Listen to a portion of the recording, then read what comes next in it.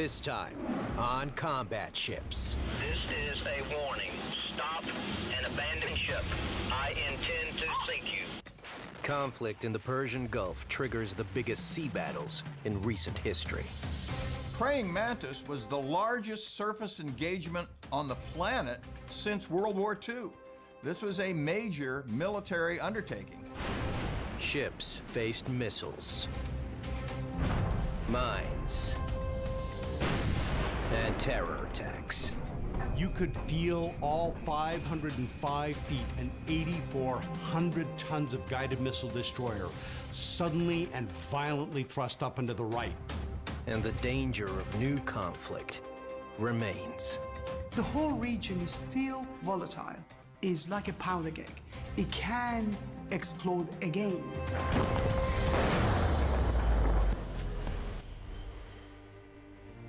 Combat ships.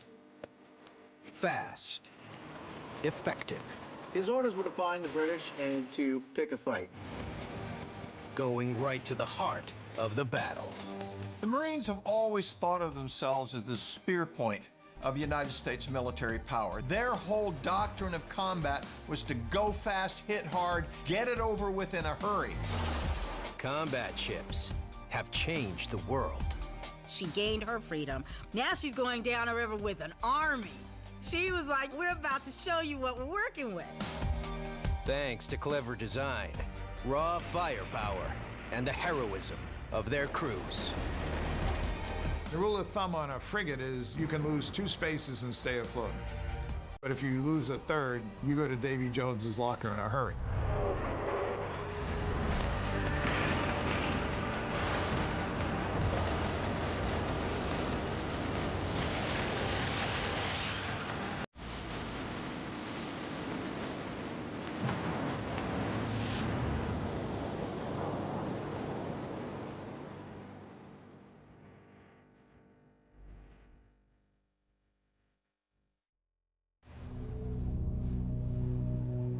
The Persian Gulf in the Middle East. A small body of water the size of Oregon, but with global significance. The Persian Gulf had been an important outlet for oil in particular, ever since the large oil fields were discovered in the Middle East, and it turned the Middle East into an economic powerhouse. In the 1980s, up to 40% of the world's oil was exported through the Gulf. A region with century-old tensions, culminating in one of the bloodiest wars in history, the Iran-Iraq War. It began in 1980. It was a war in which Iraq, seeking to expand its very tiny coastline in the Persian Gulf, invaded its neighbor of Iran, thinking it would be an easy pushover, and it was not. It's the third bloodiest war of the 20th century. World War II, World War I, and the Iran-Iraq War. In the West, we tend to overlook that, but more than 500,000 people were killed in that war. The conflict descended into brutal fighting, with World War I trench warfare tactics. By 1987, it was a stalemate. Iraq's leader, Saddam Hussein, sought to tip the scales in his favor by taking the war into the Gulf itself. The Iraqis started attacking the oil infrastructure as far as the export was concerned on the Iranian side. Iraqi fighter jets attacked Iranian oil tankers, hoping to cripple Iran's main source of revenue. But more importantly, to provoke Iran to retaliate, and by doing so, this could lead to international intervention. Iran took the bait. The war had cut off Iraq's only access to the Gulf, at Al-Fa. It relied on its neighbor and ally, Kuwait, to ship out its oil.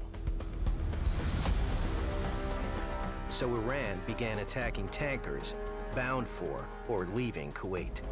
No merchant ship traveling through the Gulf was safe. Over 400 merchant sailors lost their lives during the conflict. and ships were often so severely damaged that they had to be grounded. The threat to shipping began to affect the entire Gulf region, including Saudi Arabia and Kuwait. Persian Gulf states became more desperate and they requested help, not only from United States, but from Soviet Union. The United States didn't want such an important trade route to fall under Soviet influence. They decided to intervene. In July 1987, the U.S. launched Operation Earnest Will. The Navy would guarantee the safe passage of Kuwaiti ships. In total, the United States committed a pretty sizable force, 30 ships, including an aircraft carrier.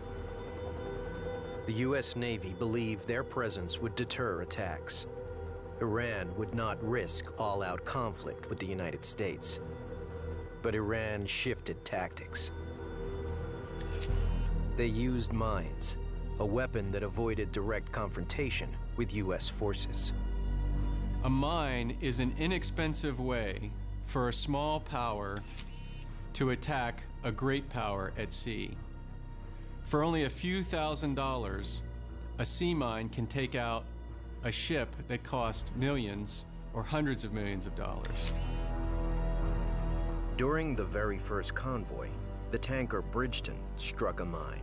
It did not sink, but was severely damaged. Unofficially, Iran's mine-laying tactics were well known. But the Americans couldn't prove Iran was the culprit and needed a measured response. The Navy brought in more mine-sweeping ships, but also wanted to target the vessels laying them. That meant that in addition to escorting the tankers, the United States had to find and suppress those mine layers who were operating in very tiny craft, almost always at night. That meant not warships, it meant special forces. They needed a boat that could counter these small, fast, heavily armed Iranian attack vessels. One fitted the bill perfectly: the Patrol Boat Mark III.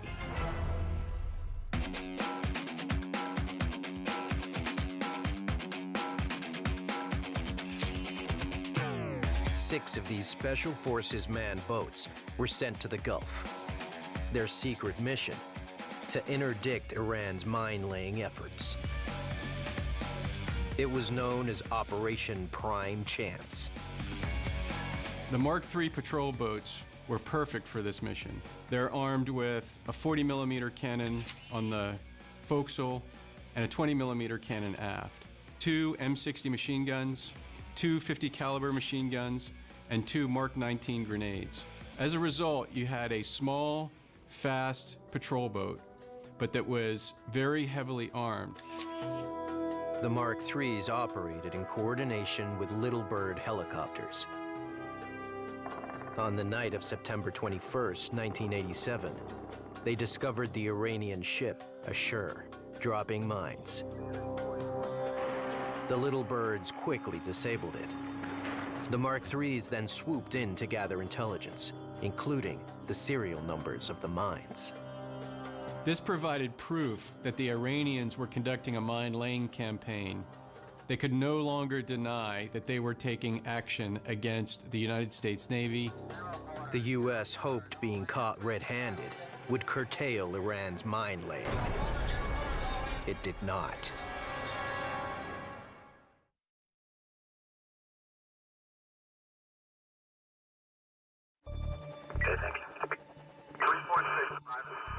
By April 1988, 9 months after the tanker Bridgeton struck a mine, Operation Earnest Will was working well.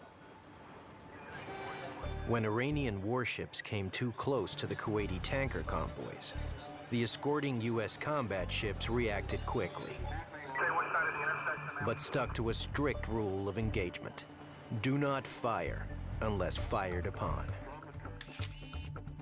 Somebody was inbound and he was 20, 18 miles away and he was closing us, we would move rapidly to that side of the formation and get between the convoy and this intruder who was coming in. And my goal was to go out and head him off and meet him. and make him know that when he was coming in, that I wasn't standing there with my finger in my ear. I was standing there saying, hey, good morning, stay away.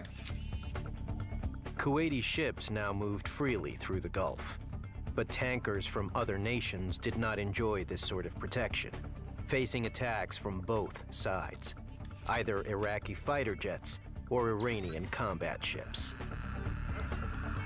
And Iran was not limited to small, fast attack craft. They also had bigger combat ships, frigates. One in particular became notorious, the Alvand-class frigate Sabalan.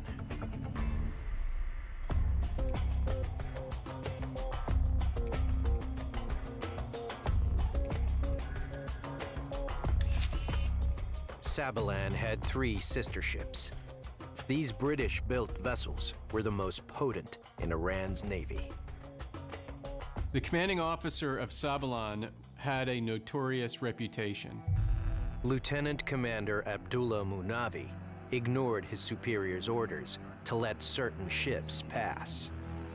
He would go out to a merchant ship, pull up alongside at sea, talk to them on the bridge-to-bridge radio, ask them who they were, where they were going. He would then pull away from the ship and fire rockets at the bridge, knowing that the people that he was talking to were on the bridge. And the last thing he would say before firing the rockets was, "Have a nice day." As a result, he became known as Captain Nasty. Such attacks prompted the U.S. Navy leadership to change tactics. To deter the Iranians from attacking all merchant ships in the Strait of Hormuz, the narrowest and most dangerous part of the Gulf, they sent in the frigate USS Samuel B. Roberts.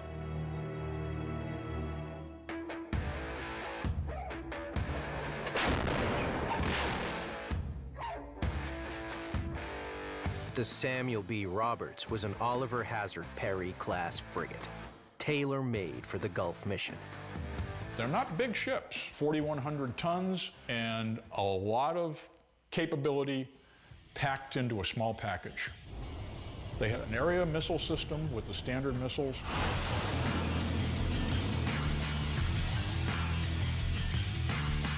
They had Harpoon missile capability. They had a 76-millimeter gun, rapid-fire gun.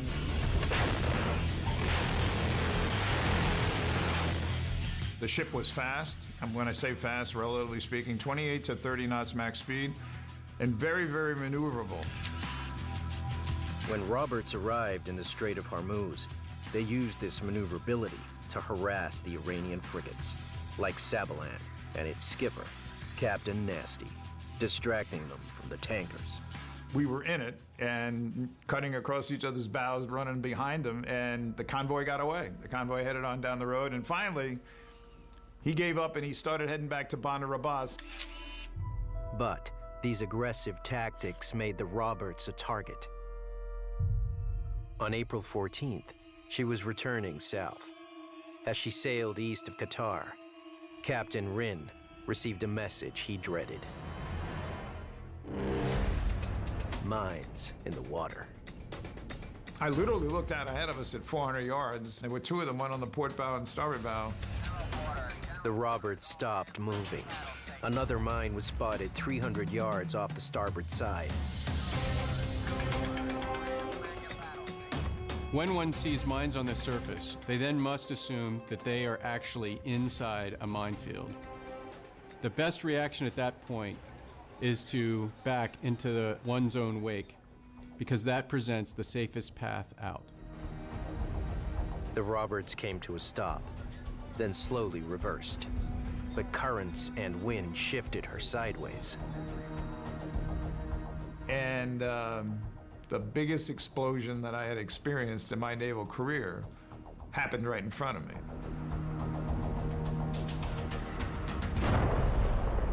The fireball was over the mast, so it was over 100 feet in the sky. A mine tore into the Roberts' hull. Within minutes, 1,500 tons of water flooded into the main engine room and auxiliary machine room 3. The USS Samuel B. Roberts began to sink. And that was almost impossible to believe as a commanding officer that in 90 seconds you had just lost a major part of your ship. And the rule of thumb on a frigate is you can lose 2 spaces and stay afloat. But if you lose a third, you go to Davy Jones's locker in a hurry. That was happening to the Roberts. A third space, Auxiliary Machine Room 2, was taking on water. To make matters worse, an old adversary showed up on the radar. Captain Nasty and the Sabalan were heading their way. Captain Rinn didn't know if he was coming to finish them off or simply have a front row seat as they sank. I called the engineers and said, do we have enough power to bring up a missile? The answer was yes. I brought a missile up on the rail and I synced the radar with the missile launcher, and I called Sabalan, and he was at 8,300 yards, I think. And I said, if you come inside of 8,000 yards, I will engage you. And he babbled on something about operating independently in international waters, and I said, okay, 8,000 yards, that's the line. And after the second warning, he turned, and he started maneuvering away. But still sinking and in the middle of a minefield, USS Roberts was far from safe. Captain Rinn called for assistance, but the nearest U.S. ship was 125 miles away. They're coming, but they're not going to get to you for 5 hours. You're in this alone. Trust me, I felt pretty alone. If USS Roberts was to survive, her crew would have to save her. Around the ship, the lights flickered. Roberts was losing power. The blast had damaged 2 of the ship's 4 diesel generators. The diesel generators were just provide power to the ship, every bit of power to the ship, to run any combat systems, to run any gun to defend ourselves, any radars, anything, the lights, down to the lights. After the blast, only 1 remained in operation. Another, Diesel 1, was intact but had been offline. And we're not going to survive on 1 diesel. You just can't operate them. If the diesels die, we can't run the pumps. There's no way to dewater the ship. We're going to go down because we're pumping thousands of gallons of water off the ship. The hope was to get the offline Diesel 1 up and running. It stood idle in Auxiliary Machine Room 1, where Mike Tilley was stationed. His only option was a suicide start. It's known as that suicide start because you are literally standing next to or kneeling next to that engine. Starting a 16-cylinder diesel engine with your head next to it, it was a daunting task. Blast damage may have made it dangerously unstable. The engine itself could come apart at any point in time, and you would have no way to get away from that fast enough. We needed number 1 diesel. If he doesn't start that diesel, we're not going to survive. At the same time, AMR-2 was still taking in water. If this space flooded, Roberts would sink. Captain Rinn went to assess the damage. The situation was pretty grim. On the lower level, when I was down there, the water was about, I guess, 4 or 5 inches below my knees. The crew battled the flooding, strengthening the bulkhead, and to stop leaks, stuffing clothes, pillows, blankets, and mattresses against the wall.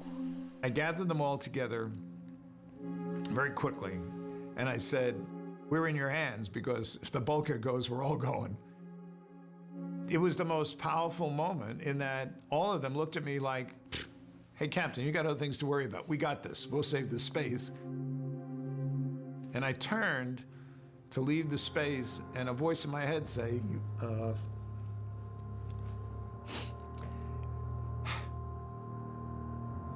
you'll never see them alive again. And that was a difficult moment. But I knew that they were capable of doing this. The question was, is this too far gone?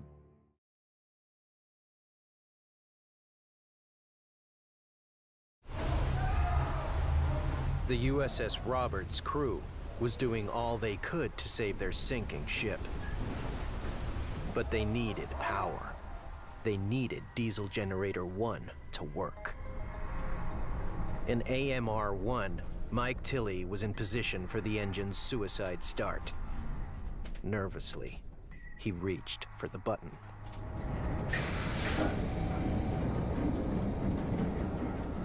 The relief came after, of course, pushing the button. And the engine came up to speed and then kind of settled itself back down. At that point, we could take that little sigh of relief and say, I think we did it. With some power back on and the water pumps working, the team in AMR-2 were able to save the space and keep the ship afloat. Finally, Captain Rinn could slowly steer out of the minefield. USS Roberts crawled slowly to safety. We drove 23 miles on that course, and you know, after about an hour, I said, unless this is the world's largest minefield, we got to be clear of this. After 7 tense hours, and with the last fires extinguished, Roberts was safe. 10 of her crew were severely injured, but miraculously, none had died. The ship was towed to Dubai, where the extent of the damage was discovered. The keel was broken, and the mine had ripped a 30-foot hole in the hull. The Roberts nearly broke in half. MIT modeled the ship 10 times. Now, they're the foremost marine engineering guys that study damage. You know, they studied Titanic and Lusitania on all the ship's damage and why they sink and what caused them to sink and should they have sunk. I mean, they modeled Roberts 10 times, and every model, the ship never stays afloat more than 70 minutes.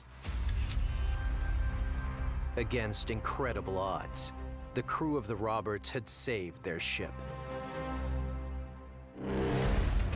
The attack on the USS Roberts was a warning. A much smaller Iranian force had nearly sunk a ship of the mighty US Navy. The weaker naval power tends to try to find a way to conduct asymmetric warfare. That is, using smaller platforms to attack larger platforms because they really can't compete against the larger platforms.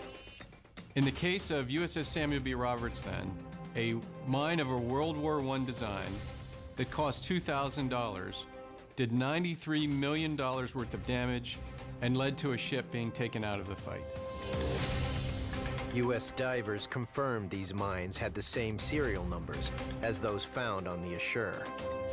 The Americans saw the attack on the Roberts as an act of aggression by Iran. Just days after USS Samuel B. Roberts hit the mine, President Reagan ordered U.S. forces to strike back. On April 18, 1988, the U.S. Navy launched Operation Praying Mantis, with 9 Navy ships supported by an aircraft carrier. James McTeague was captain of USS Simpson. The plan was we would take 2 oil platforms that were being used for surveillance and targeting by the Iranians, and we would attack those 2 platforms. We'd send 3 ships to one platform, 3 ships to the other platform, and then we'd have a roving group of 3 ships down in the Straits of Hormuz. Each surface action group approached the oil platform and provided warning on bridge-to-bridge radio to the crew that they were going to attack. Evacuate the platform immediately. I repeat, evacuate immediately. They gave them a few moments to leave, and then they began to engage with surface guns, 5-inch and 76 millimeter.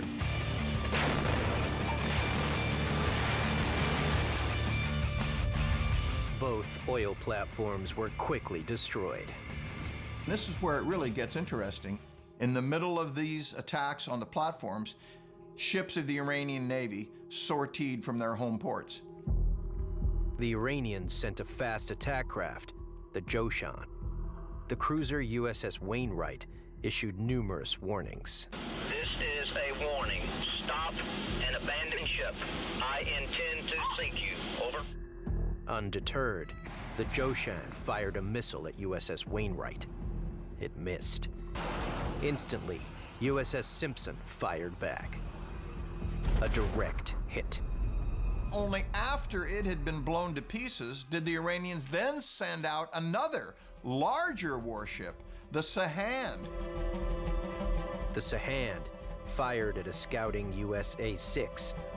The jet returned fire, as did the U.S. ships, destroying the Iranian vessel. Finally, Iran sent another ship, the Sabalan, skippered by the notorious Captain Nasty.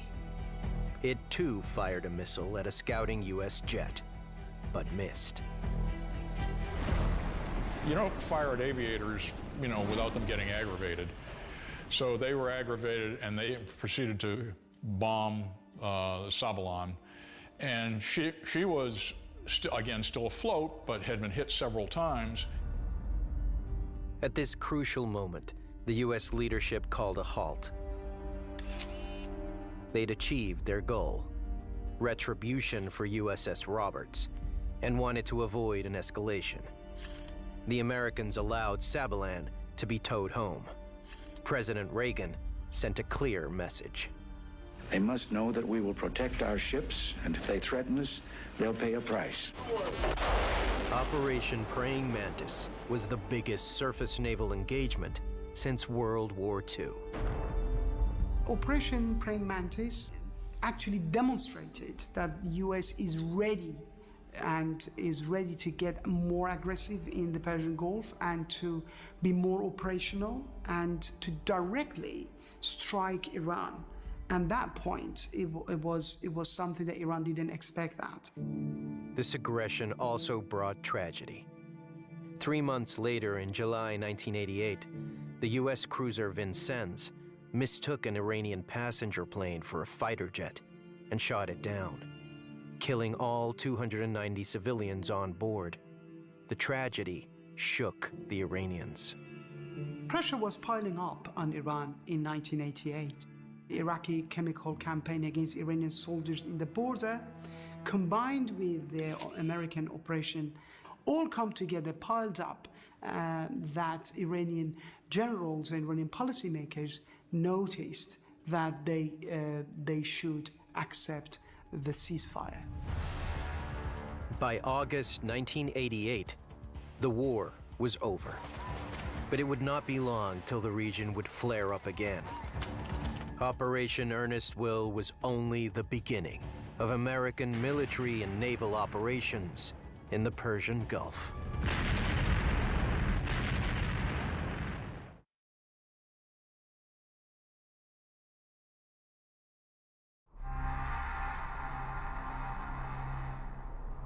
To pay for the war against Iran, Iraq had borrowed money from its neighbor, Kuwait. Now that the war was over, the Iraqi leader, Saddam Hussein, wanted Kuwait to cancel the debt. They refused. So in August 1990, Iraq attacked. Saddam believed the West would allow him to swallow his smaller neighbor. His calculation was that his campaign against Iran went without any punish.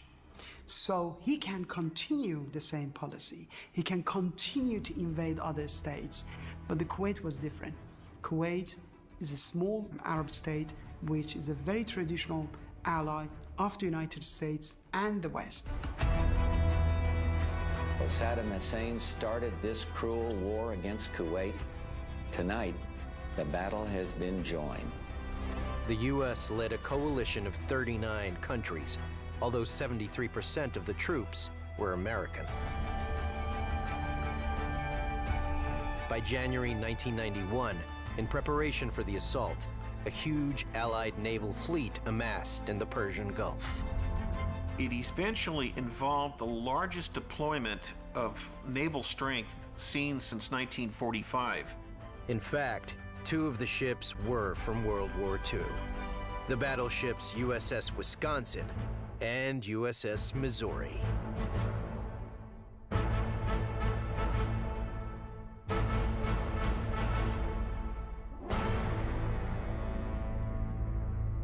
It's a huge battleship. It's 3 football fields long. It weighs 58,000 tons. It's just a massive ship. It's beautiful. It's unforgiving. If you bump into the Missouri lets you know. It's solid steel. It's made to withstand enemy guns in World War II. It's hard. It's bad. It's tough. But Missouri needed a weapons upgrade. This came in the form of Tomahawk cruise missiles. At the time, a relatively new weapon, untested in combat. They had a range of 1,500 miles, traveling at 550 miles an hour and striking within a few feet of the target. This deadly accuracy came at a price. Each fired missile cost $1.3 million. The Navy installed launchers on Missouri's superstructure, but to fire them, the ship needed modern tech. So in the 1940s, when this ship was built, this was the admiral's cabin for himself and his flag staff whenever he was aboard the USS Missouri. During the 1980s refit, this space was modernized. Out went all of that 1940s luxurious bedding and tables, and in came all of this fantastic new digital equipment.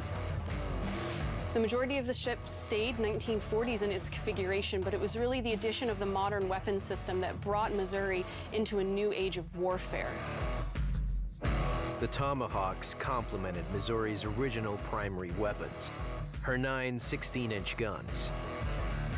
These had a shorter range of only 23 miles, but could rain down a barrage of destruction. Operation Desert Storm began on January 17, 1991, with a volley of Tomahawk missiles fired at key Iraqi targets.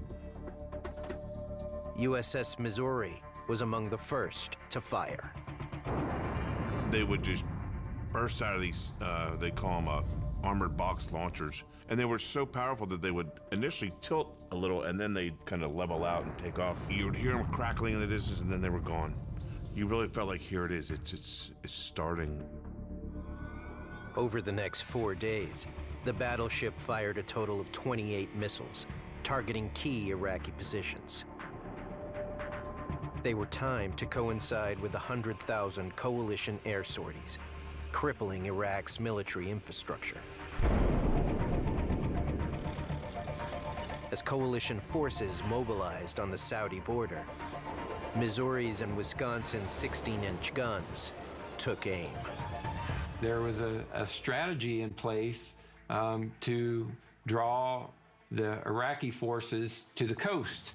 We were to look like an invasion. A Marine amphibious invasion was coming, so we opened up and just fired everything we had as quick as we could and as long as we could, just to make a lot of noise and to seem like the Marines were coming. Missouri and Wisconsin blanketed the coastline with 16-inch shells. And when you fire those guns, there's so much, it goes whoa, and just pulls the oxygen out of your lungs through your nostrils and your mouth. And it's quite a sensation. It's not only sound, but it slams you in the chest and it knocks you back. My earphones push back on your head. You feel a wave of heat over you because it's a big fireball. The deception worked. Iraq moved forces to defend the coast, weakening their southern flank. On February 24th, coalition forces began the ground war from Saudi Arabia. They stormed across the desert, outflanking the Iraqis.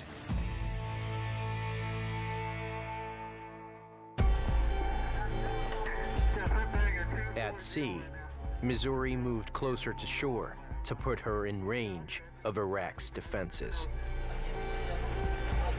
Then on February 25th, they became the target.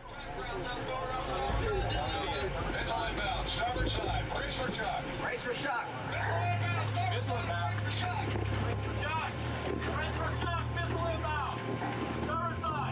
That would be probably one of the scariest moments of my life, I would say. I'm 4 decks down, 5 decks down. I'm not getting out of here. If we do get hit, there's no way I can get out of where I'm at. So you're thinking about things like that. I think that's where the emotion of it came in. I started thinking back home, that moment, of my mom and my dad and my brothers and sisters and my girlfriend. An Iraqi Silkworm missile was headed for Missouri. Quickly, she fired metal chaff to throw off the missile's targeting. It missed by a hair. And then you had to kind of shake out of that emotion and get, back to being at battle stations and remain cool, calm, and collected. Missouri's 16-inch guns took out the Iraqi missile battery. The land forces were victorious.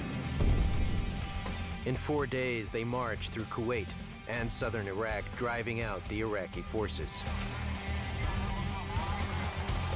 President Bush declared a ceasefire on February 28, 1991.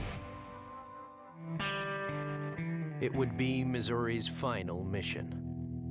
The last ever U.S. battleship was finally retired in 1992.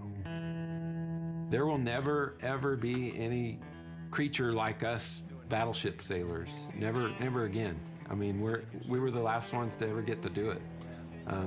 And so, yeah, there's a lot of pride associated with doing that job. But the end of the Gulf War did not spell the end of naval warfare in the region. A new decade would bring new conflict.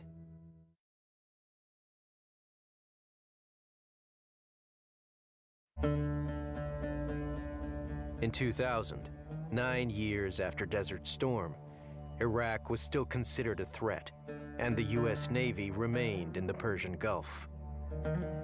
In October, a destroyer was en route to take station off the coast of Iraq. She was the USS Cole.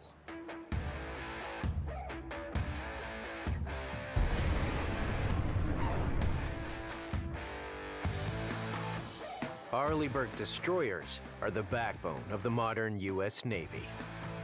Fulfilling a multitude of roles, USS Cole's mission would be to enforce sanctions on Iraq introduced after their invasion of Kuwait. After passing through the Suez Canal, the Cole needed to stop to take on fuel on her way to the Gulf. On October 12th, she pulled into the port of Aden in Yemen. She pulled into Aden that morning and had taken her assigned berth and arranged to have alongside refueling. And it takes time to set that up and to conduct the transfer of fuel. As the refueling began, small ships moved around Cole. Kirk Lippold was her commanding officer. When Navy ships pull into port, there's normally a lot of routine harbor activity that's going on. In the case of Aden, there were a number of ships that were anchored out and tied to mooring buoys, but you'll routinely have boats coming out that are supplying all those other ships, taking sailors ashore to go do logistics runs, or they might be coming out themselves, bringing out fresh fruits and vegetables, doing trash runs. 2 barges had already taken waste from USS Cole. Then a third approached. One of the men on board waved to Cole's crew as it pulled alongside. Then suddenly,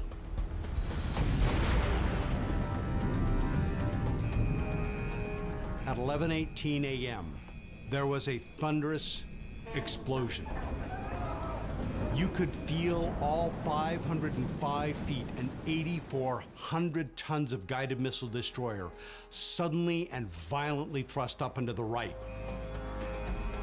the suicide bombers had loaded their small barge with over 400 pounds of C4 explosives. The detonation tore a massive hole in the Cole steel hull. We could literally feel our ship sinking beneath our feet. Lippold quickly went to inspect the damage. The level of devastation it's almost incomprehensible. What used to be the deck has now been blown up and into the left side passageway there, And as I look down into what's left of main engine room number 1, the hole in the side of the ship, I can see the sunlight glistening in. The Americans had not anticipated this kind of attack. You do have a presumption that by virtue of the fact that this is a United States warship, that it would give pause to anyone who would have any consideration for launching an attack. Part of the problem is that no one was really expecting that such an overt act would occur even if there were tensions in the region. The terrorist group Al-Qaeda was responsible. The USS Cole was the perfect target to help recruit people to their cause. For them, American military presence in the Gulf was something that they used in their propaganda machinery for recruiting and for mobilizing their followers. They targeted specifically the US combat ships in the Gulf because that was symbolic. Symbolic in a sense that they're targeting a sophisticated machine that actually symbolizes aggression. The terrorist attack on Cole killed 17 sailors. The crew were determined not to lose their ship as well. They were getting the equipment they need. They were going out and investigating where's the primary damage, what is the secondary damage, and what do we need to do to save the ship. They fought for 96 grueling hours, isolating the damaged section and preventing catastrophic fires. They did whatever it took to save their ship, to save their shipmates, and as we were towed out of port, towed down the coast of Yemen, put up on that heavy lift ship, to know that we had saved that ship was going to be the real testament that my crew were true heroes that morning, and I will always be proud of what they did. The attack was a grim foreshadowing of September 11th, 2001. These terrorist attacks would again turn the Gulf region into a war zone as the U.S. invaded Iraq in 2003. Today, the tensions in the region remain high. Every day, around 20 million barrels of oil still pass through the Persian Gulf, and U.S.-Iranian relations are still tense. Both sides are considering what a new naval conflict would look like. Although in a future conflict, Iran can't match the U.S. Navy ship for ship, they just have to be dangerous enough. The first strategy of Iran is to avoid any direct confrontation with the United States. Since 1990s until present day, Iran is trying to showcase its power. In other words, exhibit that is ready to defend and is ready to make it very costly for US to attack Iran. But it is not just the US-Iranian tensions that threaten the fragile situation. The whole region is still volatile. We have Yemen war, and also war in Iraq is not fully ended. So the region is quite volatile and is like a powder keg. It can explode again. The Persian Gulf has been the stage for some of the biggest naval engagements in recent history. Until tensions subside, combat ships will remain a key feature in this small body of water in the heart of the Middle East.